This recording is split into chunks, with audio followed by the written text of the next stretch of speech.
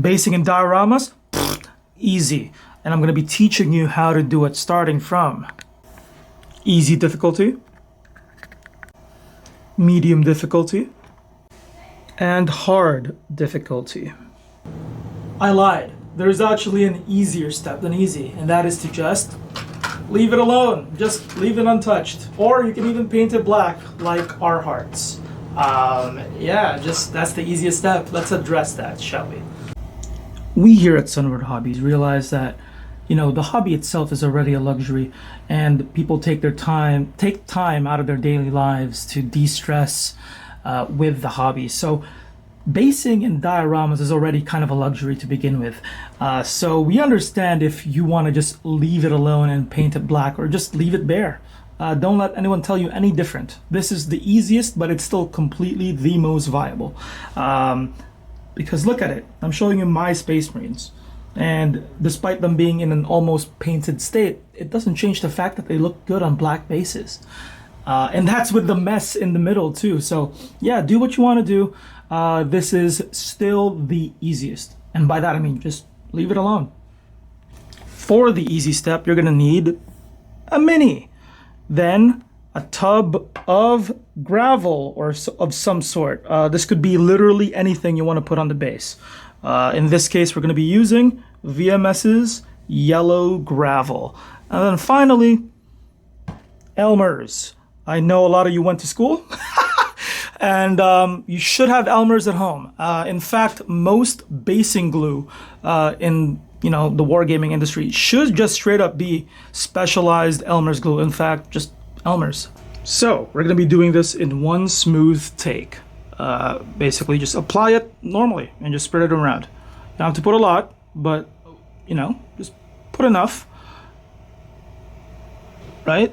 And quite literally, all you have to do is channel your inner LeBron and dunk. That's it. It cannot get simpler than this. I'm telling you, this is it. This saves you a lot of time if you're army painting, a lot. And, just all you need to do is tap, tap, tap. And that's it. All you have to do is glue the base and dunk. Glue and dunk. Glue and dunk. But keep in mind, Elmer's does dry for quite a while. Honestly, do it overnight, probably the best. You can just sleep it off, wake up instantly, and it's dry. But give it a couple of hours at least to fully cure. In fact, the Space Marine I showed earlier in the easy example, as Gordon Ramsay would put it, he's still raw. It's raw. Where's the lamb sauce? Yeah. Inside this dubious cup from a restaurant that we shall not name, we have diorama texture, 2 tablespoons of it, smooth fine light sand, and we got another 2 tablespoons of diorama texture from VMS, the yellow gravel. You already saw this. And then 4 tablespoons of T45 fine turf green grass from Woodland Scenics, which combined makes this mixture. All I did was dunked in it. Mixed well, of course, but otherwise I just went ahead and dunked. And you know what? It worked, but as Gordon Ramsay would say, it's still raw. So for medium, we have texture paints. Now, I believe these are a little bit more involved, hence why they're in the medium, compared to just dunking it. And the reason why is because you genuinely have to paint. It is unavoidable for this step. And what do I mean by that? Well, because these are just paints, very thick paints, but they're paints regardless. And the trick is, depending on how thinly or thickly you apply, the stronger the effect of said texture paint. Now, they do come in different forms. The most common form is the one on your right, like that terrain snow paint.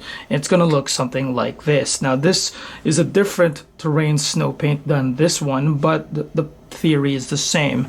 This one just dries a little bit more crystally, that dries a little bit more wet. But regardless, when it dries, it gives you this nice texture snow paint. And it's hard to replicate this when you're dunking it on like microplastics, which I would avoid anyway because they're microplastics. So yeah, this is quite nice and hard to replicate when you're just doing the easy step of dunking. And all you gotta do is, it's a simple step. All you gotta do is apply it to your base. And Do keep in mind, I would use some sort of specialized tool for this and not a brush that you love or an old brush, because when you're cleaning them, guaranteed that the texture paints will ruin your brush. It dries quite fast and slow at the same time. The whole blob dries slow, but you know, in the fringes it dries extremely quickly. And it's that quick drying part that will ruin your brush when you clean it. And it's just inevitable, no matter what you do. So again, use an old brush. And then the second one on your left, like a Grelin Earth, is texture crackling paint or cracking paints. This, when they dry, when you apply them and then they dry, they crack at various sizes and intervals. And the way you can tell and anticipate is if you blob them on thickly on one spot and thinly on the other, the smaller the cracks are on the thin side and thicker the cracks are on the other side. So now this is a little bit more involved, because if you're not careful, for example, you see those reds right there on the base. That is a product of me just painting willy-nilly the Space Marine without the texture paint. And when I apply the texture paint, I neglected to reprime or repaint the base black or whatever color I wanted. So when the paint did crack, the texture paint, that is, I can still see the red splotches on the base. So that's why it's a little bit more involved. And just apply it really thinly. The thinner it is, the faster it dries, but the smaller the crack. So up to you. I'm going to apply it thinly because I am on a time crunch, but you don't have to do this. You can take your time. There is actually a deeper trick to this rather than just applying it like this. I mean, at the end of the day, you still have to apply it, but there is a trick. And the trick is to use gloss varnish specifically to undercoat your black base before applying any cracking texture paint. And why is that? And that's because this, when you put it before your cracking texture paints, allows for a more even cracking because it essentially smooths out the surface. So if you want to have a slightly more regular pattern to it, more consistency on your cracking, use gloss varnish. But if you want something more irregular because the surface would be bumpy, more irregular than like what I did just here, then don't bother applying it. It's not a matter of adhesion, it's gonna adhere regardless. That's not what it is. It's just for more even cracking. So the reason why the medium difficulty is a little bit more involved than just dunking it is right here. You can already tell the difference between the two. This one is fully dry, and so is this. Now the difference is the previous step that I talk about, the difference that the gloss varnish made prior to applying the texture paint. Look at that. The texture paint barely activated, and that is the other hidden function of the gloss varnish on top, and well, on top of the base prior to the application. And that is not only for a more even application, but just the activation of the texture paint entirely. It just smooths things out. Look at this. It struggled to form cracks. And not only that, even with my brush strokes, it is more irregular.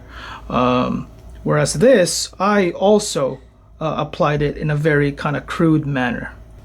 For hard, we're going to be doing every single step prior plus a bit more. That's why it's hard. So for this step, the first step, we're going to be using white primer. Yes, it does have to be white, and liquid. And we're going to be using whatever color you want your water to be. So around this color, maybe I'll mix it more, who knows? But yeah, around this color. And all you need to do is apply it on the side of the base where the water will be. So yeah, and the thing is, you can just apply it unevenly like this. It doesn't have to be even. And you'll see why. While both bases are drying, we're going to be discussing what we're going to be doing. So for one of these bases, doesn't matter which one, we're going to be applying Elmer's glue again and then dunking it onto or into the light fine sand from VMS to give it that deserty kind of sandy beach texture that we are all familiar with. And for the other one, we're going to be using this example. And by that I mean we're going to be using a Grelin Earth texture paint. This one will probably be the slowest to dry, to be honest with you, at least to form the cracks. I think the Elmer's, if I thinly apply it, it should dry faster. So while the Elmer's is completely wet still, we're going to be just drizzling a little bit of the yellow gravel from earlier. That's it. Just to provide some sort of roughness to the texture, and then we're going to just push it in a little bit. There we go. It is a little soggy, and there are sediments on where the water is supposed to be, but that's okay. Trust me. So I've decided on the color of my water, and it's going to be a mix of Sentient Turquoise from Tooth and Coat, so any turquoise paint essentially, and Ice Blue contrast paint or Quick Gen paint from the new Quick Gen paint line from AK. And this is essentially any ice blue, just in contrast paint form. I mixed them up, and I used a thinning agent. So in this case, AK's or Army Painter's War Paint Stabilizer, but that's essentially just any sort of contrast medium. And I just mixed it to make sure it's thin enough, and all you need to do is to just apply it extremely thinly. And yes, you will have to paint a little bit of the sand like this. It's very common in ice painting techniques, but it's also pretty good on water. And that is to provide some sort of depth. The uneven sort of approach will provide a natural depth to the paint and to your diorama. So the final step is to apply Vallejo's Diorama Effect Still Water. And this still water will act like a texture paint, but you know, it's slightly different. It gives off this effect because it is clear. Look at that, right? That's why we needed to paint the base. It provides even more depth because of how kind of thick and clear the gel-like substance is. It looked like glass there. After that dries, we may experiment with the foam effect. Now, this is the most risky part of the project, I would say, because if I'm not careful, it could just look like slathered on white paint. Now, this one still kind of looks good. I got lucky, and it looks like, you know, waves crashed onto the beach. Same with the other one, but this one even more so. But if I wasn't careful, it looked like just white paint. Meanwhile, this thing is still raw. It's been 2 hours. So maybe if you use Elmer's, keep it on for longer. In fact, do what I said earlier. Overnight, please. So I've started applying the Diorama Effect Still Water, but you have to apply it once the paint is fully dried, because this thing is so thick, anything that is unevenly dried or not dry at all, sorry, will be swept away like the waves of the ocean. How aptly appropriate. What? That's not even a thing. Anyway, there it is. Look how thickly I applied it.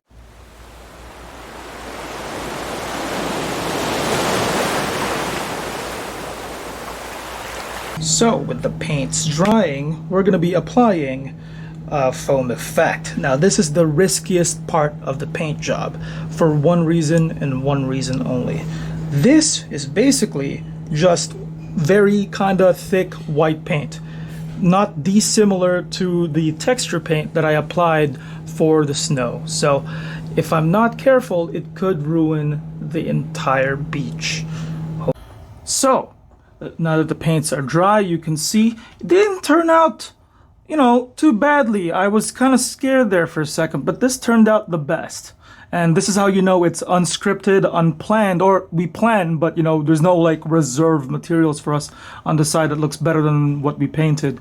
Look, yeah. So this is why we paint it regularly, to provide that sort of depth. And then same thing here. But as I was worried, the what do you call this, the foamy kind of white paint, if you thin it down just slightly and only apply a little bit of it and don't interrupt it when it's drying, it looks the best. You can compare it right here, and right, looks absolutely magnificent, despite, you know, the only minimal cracking over here. Again, I didn't apply the gloss coat underneath, but it's okay because it provided that irregularity compared to this, right?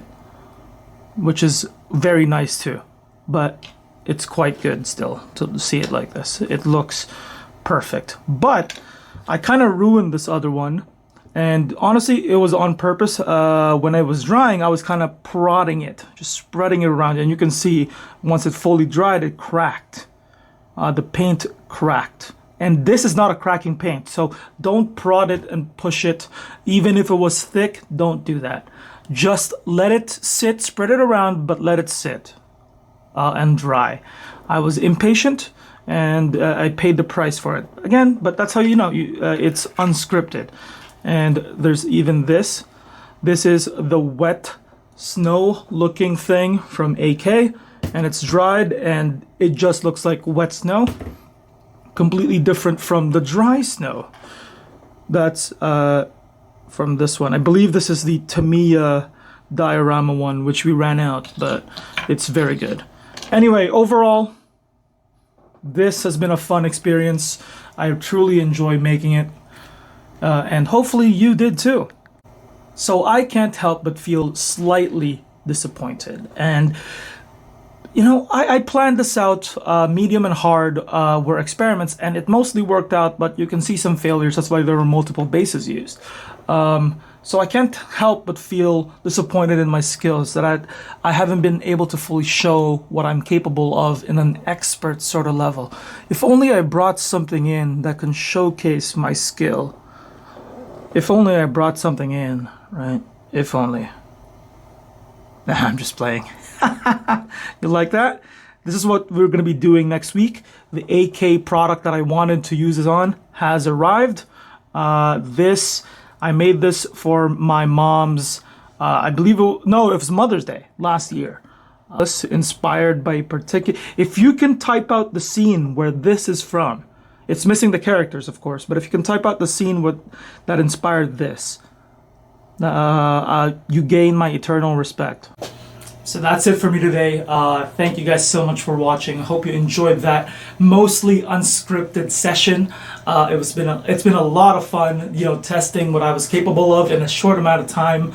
See you guys next time. Thank you.